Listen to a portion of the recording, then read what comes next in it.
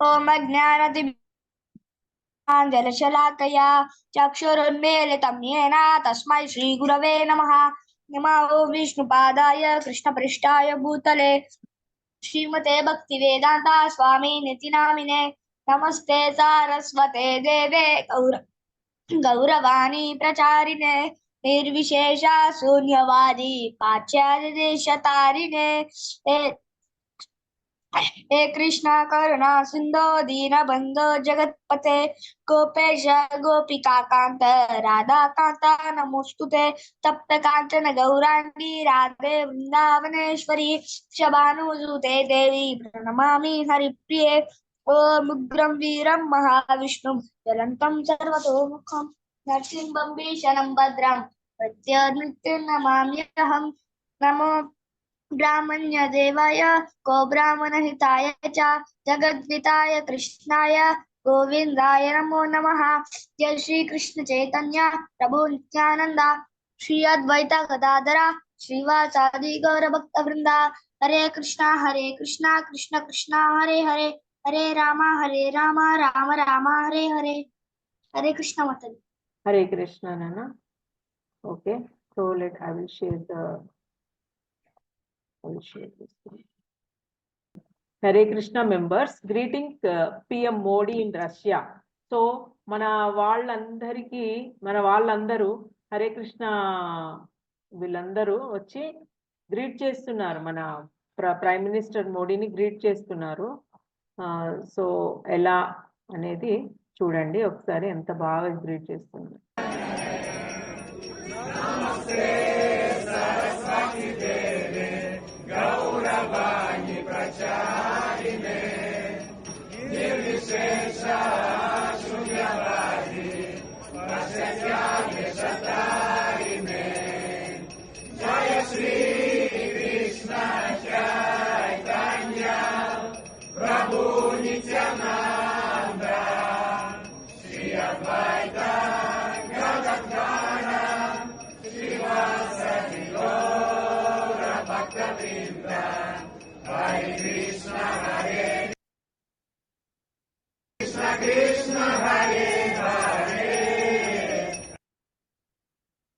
Yes, so ఇది చూసారా ఎంత బాగా గ్రీట్ చేశారు మన హరే కృష్ణ మూమెంట్ వాళ్ళు. అంటే ప్రపంచంలో ఎక్కడైనా సరే మన వాళ్ళు ఉన్నారు. మొత్తం ప్రభుపాద అలా చేశాడు. అన్ని కంట్రీస్ లో ప్రభుపాద మనల్ని అలా పైన ఉంచారు. So next now we are in 37 and 38 shlokas లో ఉన్నాము. 37 and 38 shloka, chapter 1 37 and 38. Okay, so మనము ఇది ఈరోజు చదవాల్సింది, నేర్చుకోవాల్సింది. 1 minute. సో ఇప్పటి వరకు మనం ఏం చూసాము?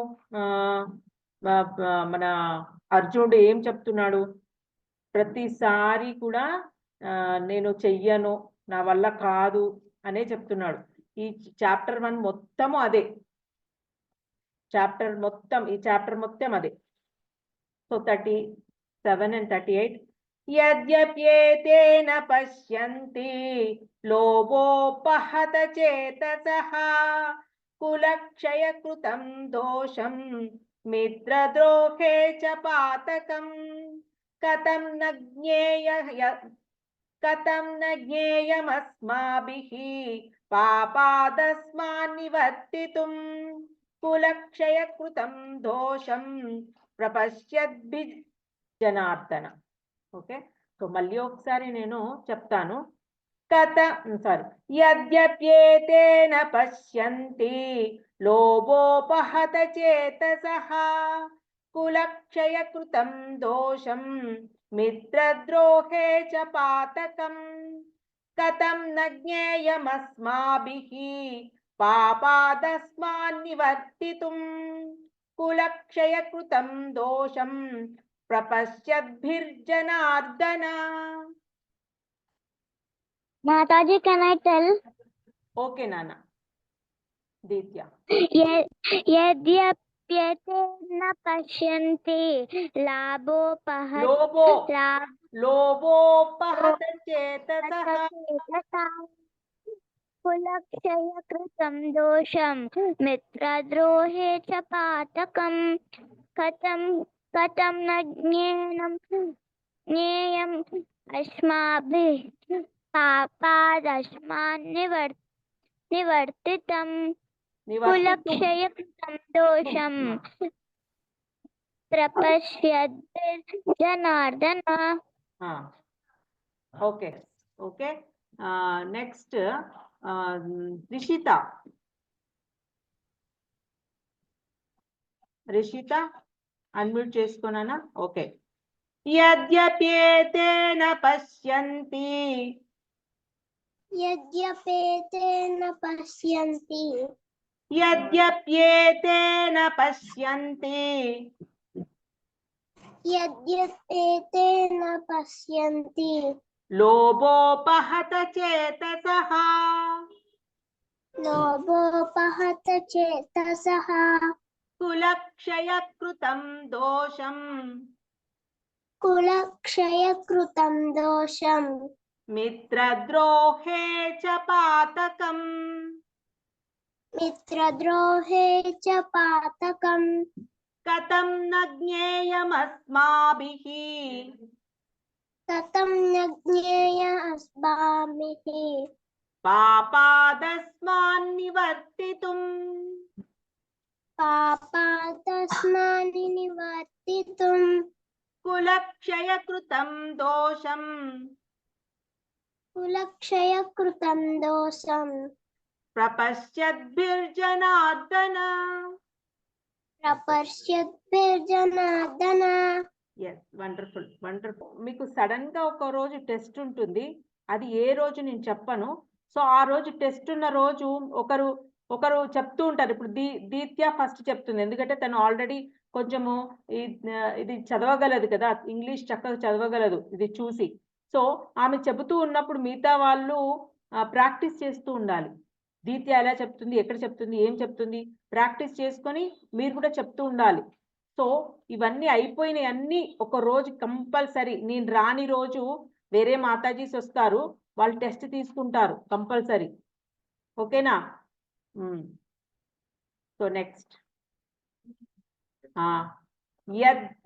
యది అపి అంటే అయినా సరే, ఈవెన్ ఇఫ్ అయినా సరే, ఏతే దే అంటే వారు, నా పశ్యంతి అంటే డు నాట్ సీ అంటే చూడలేకున్నా. లోభ అంటే బై గ్రీడ్, లోభం అంటారు కదా, లోభం, వాడు లోభిష్ఠుడు అట్లా అంటారు. బై గ్రీడ్ దురాశ అన్నమాట, చాలా ఆశపోతూ. ఉపహత అంటే ఓవర్ పవర్డ్ అంటే కమ్ముకున్న. చేతసహ దేర్ హార్ట్స్ ఆలోచనలతో, అంటే మొత్తం హార్ట్ అంతా ఆలోచనలతో, డిఫరెంట్ ఆలోచనలతో. కులక్షయకృతం అంటే ఇన్ కిల్లింగ్ ద ఫ్యామిలీ అంటే బంధువులను చంపడంలో. దోషం ఫాల్ట్, తప్పు కదా, అది తప్పు. దోషం అంటే ఫాల్ట్, తప్పు అన్నమాట. మిత్రద్రోహే ఇన్ క్వాలిటింగ్ విత్ ఫ్రెండ్స్. మిత్రద్రోహే స్నేహితులపై ద్రోహం చేయటం వలన. అంటే మిత్రద్రోహి అంటే స్నేహితులపై ద్రోహం చేయటం అంటే చెడు పని చేయడం వాళ్ళతో. చా ఆల్సో. పాతకం అంటే సిన్ఫుల్ రియాక్షన్స్ వస్తాయి అన్నమాట, సిన్ఫుల్ రియాక్షన్స్, పాపం. కథం వై ఎందుకు. నా జ్ఞేయం అంటే షుడ్ నాట్ బి నోన్, తెలుసుకోరాదు. నా జ్ఞేయం అంటే తెలుసుకోరాదు. అస్మాభిహి బయస్ మనము. పాపాత్ ఫ్రమ్ సిన్స్. అస్మాత్ అంటే దీస్ ఇవన్నీ. నివర్తితుం టు సీజ్ మరలిపోవుట అంటే మరలిపోవుట, వెనుదిరిగి వెళ్ళిపోవడం. కులక్షయ in the destruction of a dynasty అంటే అందరిని చంపడం అన్నమాట. కులక్షయ అంటే అందరిని చంపడం. కృతం అంటే డన్. దోషం అంటే క్రైమ్, నేరం అన్నమాట. దోషం అంటే నేరం, దోషం చేసావు నువ్వు అంటారు కదా అట్లా. ప్రపశ్యద్భిః by those who can see తెలిసిన వారమై. జనార్దన ఓ కృష్ణ అందరి పోషణ రక్షణ చూసుకునేవాడ శ్రీకృష్ణ. ఇది. సో ఇక్కడ ట్రాన్స్లేషన్ ఏం చెప్తున్నారు చూడండి. ఓ Janardhana, Although these men, their hearts overtaken by greed, see no fault in killing one's family or quarreling with friends. Why should we, who can see the crime in destroying a family, engage in these acts of sin? తెలుగులో చూడండి. ఓ జనార్దన, దురాశచే నిండిపోయి బంధువులను సర్వనాశనం చేయటంలో గాని లేదా మిత్రులపై ఘాతుకత్వం చేయటంలో గాని ఈ మనుషులు తమ కుటుంబాన్ని చంపడంలో లేదా స్నేహితులతో కలహించుకోవడంలో తప్పు చూడనప్పటికీ కుటుంబాన్ని నాశనం చేయడంలో నేరాన్ని చూడగలిగే మనం ఈ పాపపు పనులలో ఎందుకు నిమగ్నమై ఉండాలి? అంటే ఏమంటున్నాడంటే ఇక్కడ, ఓ కృష్ణ, వీళ్ళ హార్ట్ మొత్తము గ్రీడీతో ఉంది, ఆశతో ఉంది. వాళ్ళు ఎందుకు వచ్చి ఇక్కడ ఉన్నారు? అందరూ ఫైటింగ్ కోసము. ఇప్పుడు మేమందరం చచ్చిపోతే చక్కగా కింగ్డమ్ మొత్తం వాళ్ళే రూల్ చేయొచ్చు అనే ఆశతో ఇప్పుడు వచ్చి కూర్చున్నారు ఇక్కడ అందరూ.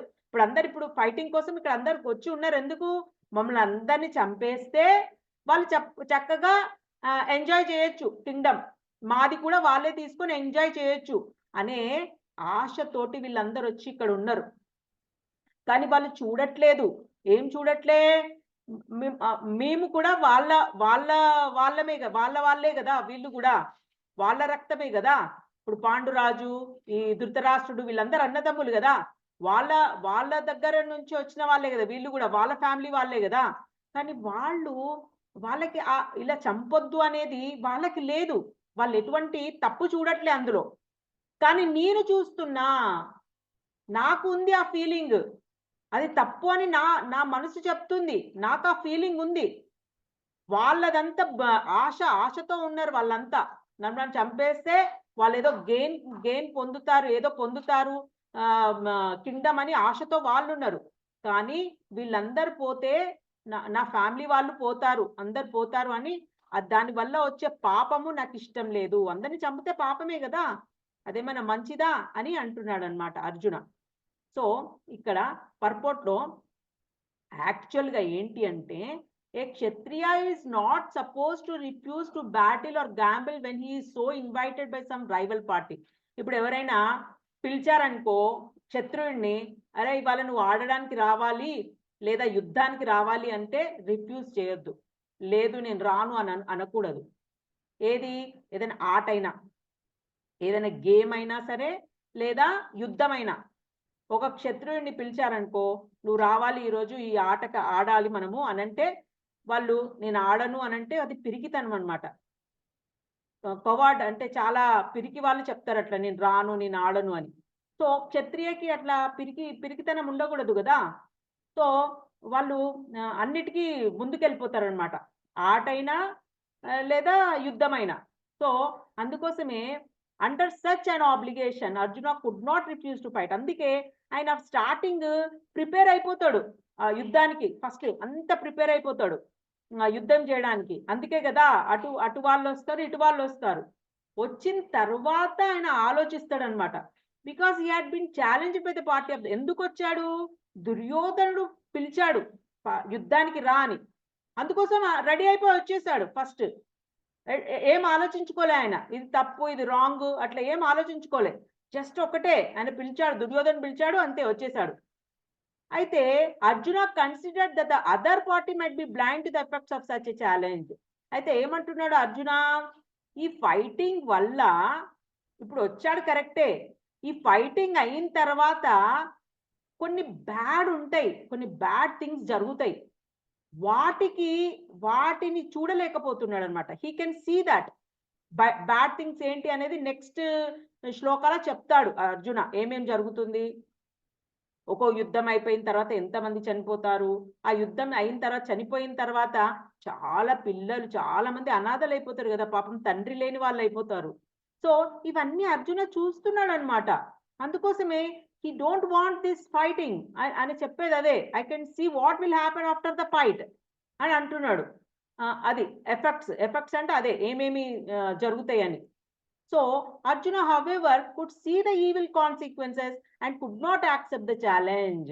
ఆయన చూడగలుగుతున్నాడు అనమాట ఏమేమి జరుగుతుంది ఈ ఛాలెంజ్ తర్వాత అనేది.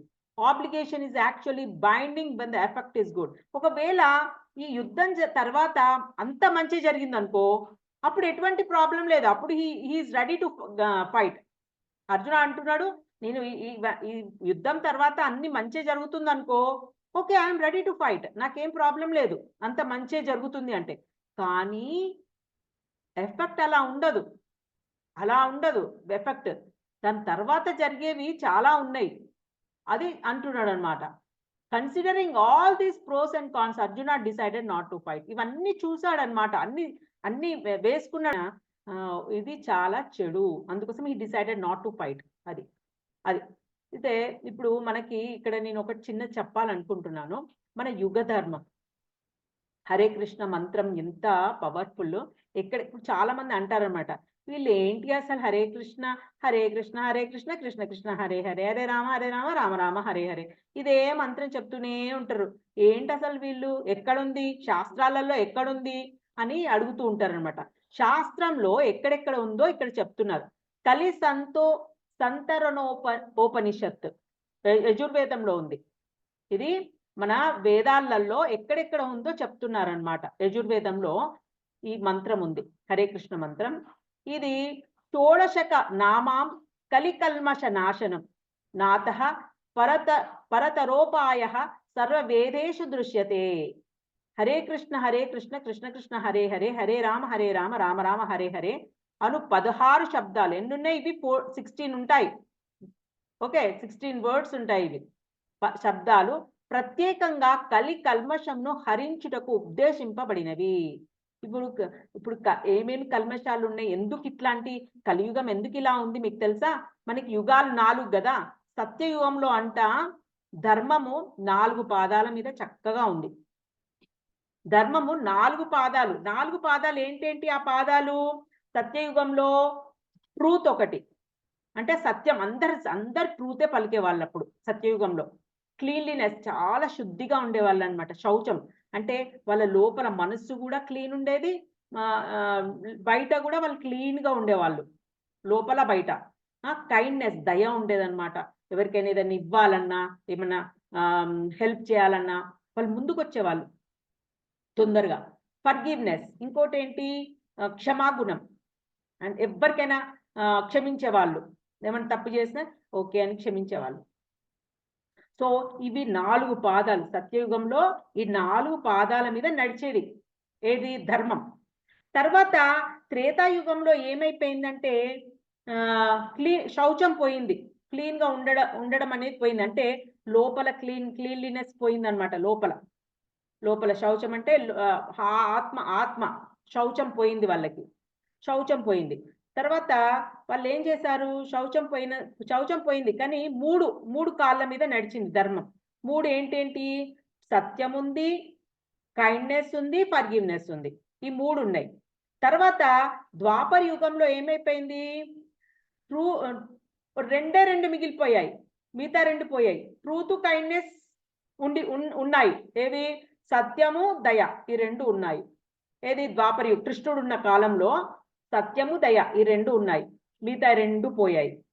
మిగతా 2 ఏమేమి పోయాయి?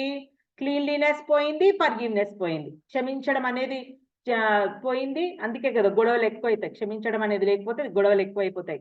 క్షమించడం పోయింది, క్లీన్లీనెస్ పోయింది.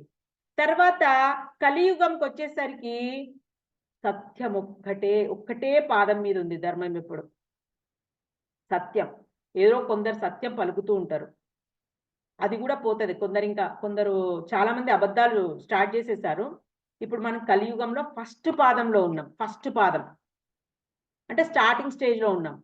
ఇంకొన్ని రోజులు అయితే సెకండ్ పాదంలో ఇంకొంచెం సత్యం పోతుంది. ఇంకా 4th స్టేజ్కి వచ్చేసరికి సత్యం కూడా మొత్తం అసలు కాళ్ళు లేకుండా ఉంటుంది ఆ ధర్మం. కాళ్ళు లేకున్నప్పుడు అప్పుడేమవుతుంది? అప్పుడు కలికి భగవాన్ వచ్చేస్తాడు. అప్పటి వరకు ఇంకా నడిపిస్తూ ఉంటారనమాట. ఎలాగో అలాగా ఈ హరే కృష్ణ వాళ్ళు, ఇంకా వేరే కమ్యూనిటీస్ ఉన్నాయి కదా, అందరూ ఎలాగో దీన్ని ముందుకు తీసుకెళ్తూ ఉంటారనమాట. ఎందుకు మనుషులు ఇలా ఎందుకు అవుతారో తెలుసా? ఫస్ట్ థింగ్, భూమి సారవంతం పోతుంది. దాని భూమి ప్రాపర్టీస్ పోయేసరికి ఏమవుతుంది? మంచి ఫుడ్ ఇవ్వదు భూమి. మంచి ఫుడ్ ఇవ్వకపోతే ఏమవుతుంది? మనుషులు మారిపోతూ ఉంటారు.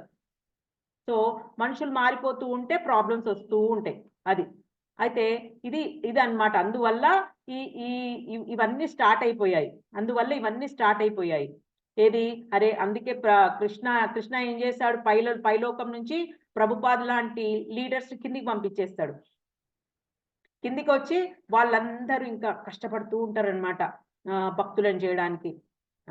ఇప్పుడు మీలాంటి చిన్న చిన్న భక్తులు, ఇంకా చాలా మంది భక్తులు కావాలి. భక్తులు కాకపోతే ఏమవుతుంది, ఇంకా భక్తులు లేరనుకో వర్షాలు పడవు, వర్షాలు స్టాప్ అయిపోతాయి, ఇంకా చాలా ఇంకా దారుణమైన స్టేజ్లోకి వచ్చి వెళ్ళిపోతుంది అనమాట.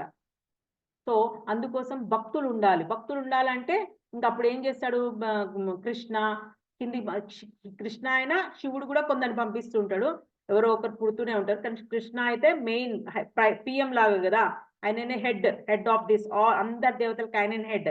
ఆయన ఎట్లా హెడ్ అనేది మనము చాప్టర్స్ ఈ భగవద్గీతలో ముందు నేర్చుకుంటూ ఉంటాం. సో ఇక్కడ ఏం చెప్తున్నాడు చూడండి, Srimad Bhagavatam 12th chapter 12th canto 3rd chapter 51 శ్లోకాలో కృతే యధ్యాయతో విష్ణు త్రేతాయ యజితో ముఖైః ద్వాపరే పరిచర్యయం కలౌ తద్హరి కీర్తనాత్.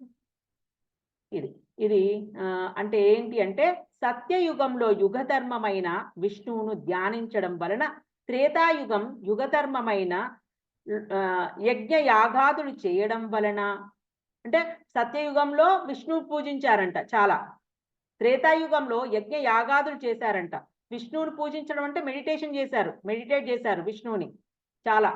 సో త్రేతాయుగంలో ఏం చేశారు, యజ్ఞ యాగాదులు చేశారు, యజ్ఞాలు ఇట్లా హోమాలు చేస్తారు కదా, యజ్ఞాలు అవన్నీ చేశారు. ద్వాపర యుగంలో ఏం చేశారు, యుగ ధర్మమైన భగవంతుని యొక్క పాదపద్మాలను సేవించడం వలన వచ్చే ఫలితం అంటే ద్వాపర యుగంలో మంచిగా అర్చ విగ్రహాలు ఉంటాయి అన్నమాట. విగ్రహాలకి పూజించడము అలా చేశారు. పాదాలు ఉంటాయి, పాదాలకి పూజ చేయడము అలా చేశారు. కలియుగంలో హరే కృష్ణ మంత్రం, కలియుగంలో ఒకటి హరే కృష్ణ మంత్రం చెప్పాలి అంతే. సులభంగా ఈజీగా అసలు మనం లోపల శుద్ధి అయిపోతుంది. అంటే ఏమైనా చెడు ఉంటాయి కదా, అసూయ, ఇంకా కైండ్నెస్, ఇవన్నీ పెంచుతాడు. కైండ్నెస్ పెంచుతాడు, అసూయ తీసేస్తాడు. అలా మంచి గుణాలు ఏర్పడతాయి అన్నమాట ఈ హరే కృష్ణ మంత్రం వల్ల. బృహన్నారదీయ పురాణం అంటే 38 చాప్టర్ 1200 శ్లోకాలో హరేర్నామ హరేర్నామైవ కేవలం కలో నాస్తైవ గతిరన్యథ అని చెప్పారు. అంటే ఇవన్నీ వేదాస్లో ఇలా ఉన్నాయి. హరే కృష్ణ మంత్రం ఊరికే రాలేదు, దెర్ ఇస్ లాంగ్ స్టోరీ అని చెప్తున్నారనమాట. కలహాలు, కపటత్వంతో కూడిన ఈ కలియుగంలో కలహాలు, కపటం చాలా అన్నమాట. ఎవరు హ్యాపీగా ఉండరు, ఎప్పుడు పక్కవాడితో గొడవపడాలనే చూస్తూ ఉంటాడు. కోపం ఎక్కువ ఉంటది కలియుగంలో, చాలా మటుకు చాలా కోపం ఉంటది. అదే చెప్తాడు కృష్ణ. అతను ఈ లోకం వదిలిపెట్టి వెళ్ళిపోయే ముందు చెప్తాడనమాట విదురుడికి, ఇప్పుడు ఈ కలియుగం వచ్చింది, ఇప్పుడు అంతా చాలా కోపంతో ఉంటారు జనాలు. సో నువ్వు వేరే ఒక ప్లేస్ చెప్తాడు, అక్కడికి వెళ్ళి చక్కగా నా పైన ధ్యానం చెయ్యి, తర్వాత నువ్వు నా దగ్గరకు వచ్చేస్తావు అని చెప్తాడు. సో అది కలహాలు, కపటత్వం కూడిన ఈ కలియుగంలో ఏకైక తరుణోపాయం హరినామ స్మరణయే. హరినామ స్మరణ ఒకటి మనకి మార్గం చూపెడుతుంది అనమాట. వేరొక మార్గం లేదు లేదని 3 times అంటున్నారు చూడు. కలో నాస్తైవ 3 times అంటే మార్గం లేదు అని 3 times చెప్తున్నారు. ఇంకా భగవద్గీతలో కూడా చెప్పారు, యజ్ఞానాం జప యజ్ఞోస్మి అని వచ్చింది మనకి 10th చాప్టర్లో ఉంది. అంటే యజ్ఞాలలో జపయజ్ఞం మంచిది, జపం చేయడం చాలా మంచిది అని చెప్తున్నారన్నమాట భగవద్గీతలో కూడా. సో మనకి అందుకే ఈ చాంటింగ్ మాల ప్రభుపాదని ఎవరు అడిగారంట, మీరు ఏం డబ్బులు లేకుండా 40 రూపీస్ తోటి USA వెళ్ళి ఎలా అందరిని మార్చేయగలిగారు అని ఒకరు ప్రశ్న అడిగితే ఆయన ఈ జప బ్యాగ్ చూపెట్టాడంట. జప బ్యాగ్ చూపెట్టి ఇదే ఇదే నన్ను తీసుకెళ్ళింది అని. మనదందరికీ అందుకే జప బ్యాగ్ ఉండాలి, తప్పకుండా ఉండాలి. జపం చేయాలి, ఏదో ఒక టైంలో ఏదైనా ఒకటి మెల్లమెల్లగా స్టార్ట్ చేయాలి. ఒక ఒక ఒక ఒక మాల, 2 మాల అలా ఇంప్రూవ్ చేసుకోవాలి. ఇప్పుడు ముకుంద ప్రియ చూడండి 12 మాలస్ చేస్తుందంట అలా. నెక్స్ట్ ఇక్కడ ఇంకొకటి భాగవతంలో కూడా ఉందంట చూడండి. భాగవతంలో ఇంకొక ఇక్కడ 12.3.51 ఒక శ్లోక, 12.3.52లో కూడా కలేర్ దోష నిదే రాజన్ అస్తహేర్ ఏకో మహాన్ పునః కీర్తనాత్ ఏవ కృష్ణస్య ముక్త సంగ పరం వ్రజేత్. ఇది 12th చాప్టర్లో భాగవతంలో. ఇది కలియుగం అనేక దోషాలు నిధి లాంటిది. అంటే కలియుగం ఏంటి, అన్ని బ్యాడ్ క్వాలిటీస్కి ఒక పెద్ద భాండాగారం అన్నమాట, నిధిలాగా. అన్ని బ్యాడ్ క్వాలిటీసే ఉంటాయి కలియుగంలో. ఇప్పుడు మనం ఉన్నది కలియుగంలోనే. అయినప్పటికీ అలా ఉన్నప్పటికీ కూడా ఈ యుగంలో ఒక మంచి గుణం ఉందంట. ఏంటి అది? అదే హరే కృష్ణ మంత్రం జపించడం. ఈ హరే కృష్ణ మంత్రం జపిస్తే చాలంట. దీని వలన భౌతిక సంబంధాల నుంచి విముక్తి పొంది భగవంతుని యొక్క ధామాన్ని సులభంగా చేరుకోవచ్చు. అయితే మీరు అనొచ్చు, ఏంటి మా మాతాజీ ఇంత చిన్నప్పుడే మాకు ఇవన్నీ చెప్తుంది అంటే, మీకు ఈ నాలెడ్జ్ తెలిసిందంటే ఇప్పుడు కాదు, ఎప్పుడైనా ఫ్యూచర్లో మీకు ఇప్పుడు చేయకపోయినా ఇంకెప్పుడైనా మీకు తెలుస్తుంది. ఏదైనా బాధ కలిగినా ఏది కలిగినా జప బ్యాగ్ తీసేయాలి. జప బ్యాగ్ తీసుకొని జపం చేయాలి అంతే.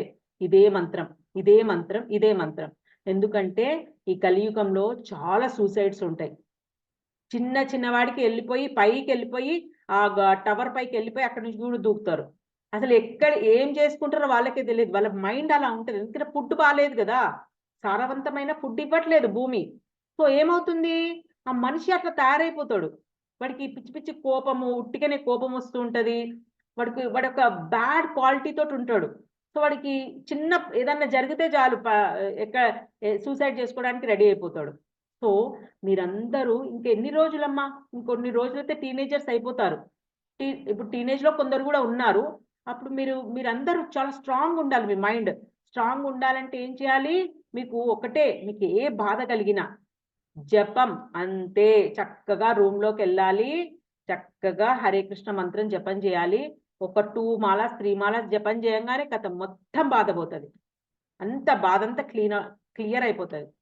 అంతే, మర్చిపోతారు అదేం జరిగింది ఏంటి అన్ని మర్చిపోతారు. మీకు లోపల నుంచి చక్కగా హాయి ఉంటుంది. హ్యాపీగా మీరు మళ్ళీ మీ పనులు మీరు మంచిగా సక్సెస్ అవుతారు. ఇంకా చక్కగా సక్సెస్ అవుతారు అంతే. సో మీరు మర్చిపోవద్దు ఇట్లాంటివి. నెక్స్ట్ ఇక్కడ చూడండి, కృష్ణ ఎంత ఇక్కడ మనం ఎప్పుడు కూడా ఏం చెప్పుకున్నా మనకన్నిటికీ ఎవరు, all glories to Srila Prabhupada. జై శ్రీల ప్రభుపాద. ఏదైనా కానీ కూడా మనకి గురువు ప్రభుపాదనే. నీకు నాకు మీకు నాకు అందరికీ ప్రభుపాదనే గురు. నేను జస్ట్ ప్రభుపాద ఏం చెప్పారో అది చదివి వినిపిస్తున్నాను. ఇదంతా నాది కాదమ్మా, నేనంతా ప్రభుపాద నుంచే నేర్చుకున్నా. ప్రభుపాద బుక్స్ నుంచి చదివి నేర్చుకున్నా. ఆ చదివింది నేను మీకు చెప్తున్నాను అంతే. ఇది నా సొంత వాక్యాలు ఏవీ లేవు.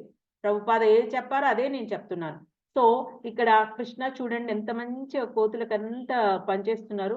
Either in waking or in sleep, పడుకున్నప్పుడైనా మనము మెలుకుతో ఉన్నప్పుడైనా a devotee of the lord. ఎప్పుడు కూడా డివోటీ ఆఫ్ ద లార్డ్ ఏం చేయాలి, ఆ కృష్ణుని యొక్క డివోటీ ఏం చేయాలి, can never be free from thinking of Krishna's name. కృష్ణుని యొక్క నేమ్ ఉంటుంది కదా, మర్చిపోవద్దు. లోపల అనుకుంటూనే ఉండాలి, కృష్ణ నేను ఈరోజు సైన్స్ ఎగ్జామ్ చాలా బాగా రాసిన, కృష్ణ ఈరోజు మ్యాథ్స్ ఎగ్జామ్ చాలా బాగా రాసిన. మీరు కృష్ణకి చెప్పుకోవాలి. మీరు వేరే ఫ్రెండ్స్కి సరే చెప్పుకున్నారేమో, కానీ కృష్ణ కూడా మీకు బెస్ట్ ఫ్రెండ్ అవ్వాలి. అలా చేసుకోవాలి. మీరు ఏదైనా చెప్పుకోవాలి. మీకు ఏదైనా బాధ అనిపించినా కృష్ణకి చెప్పుకోండి. అరే అసలు ఎంత ప్యూర్గా అయిపోతారో మీరు, ఎంత క్లియర్గా అయిపోతుందో మీకు ప్రాబ్లమే ఉండదు. Krishna's name, fame, quality and pastimes. And pastimes కూడా గుర్తు చేసుకుంటూ ఉండాలి. అందుకోసం నేను అప్పుడప్పుడు మీకు పాస్ట్ టైమ్స్ కూడా షేర్ చేస్తూ ఉంటాను. సో ఇప్పుడు మీరు మనం ఇది అయిపోయింది కదా క్లాస్. సో మన క్లాస్ అయిపోయినాక ఏం చెప్పుకుంటాం చెప్పండి. వాంఛా కల్పతరు. చెప్పండి.